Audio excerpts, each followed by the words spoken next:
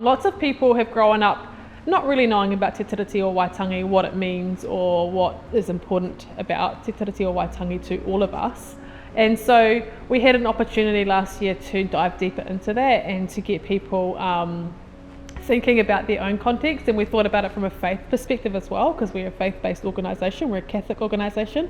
And so we got people to reflect on te tiriti, what it means to us, why it's important to honour it. We went across the harbour bridge, and then just walking with everybody felt very empowering for me as, you know, a Māori Pākehā, and having like a bit of an academic background in some of these issues, to embody that, to walk with everybody, that kotahitanga. And so I felt proud of our team, but I also felt proud of like everybody who was able just to get out there. Yeah, I think that was a really special moment in our history, but also that our organisation and our community could be a part of that. I'm used to people, and I'm used to sitting down and having kōrero and eating together, and it's actually, you know, I've been a part of a lot of communities, a lot of like intentional communities in different kind of houses where we welcome people off the street or whatever, different kaupapa like that.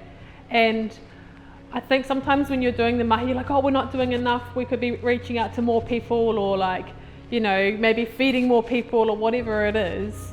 And actually it takes a while, it takes hindsight usually for me to think, oh no, the simple act of like just being there consistently on a Wednesday night when people come to your house and know that you're there, that's actually enough. It's just community, and I think we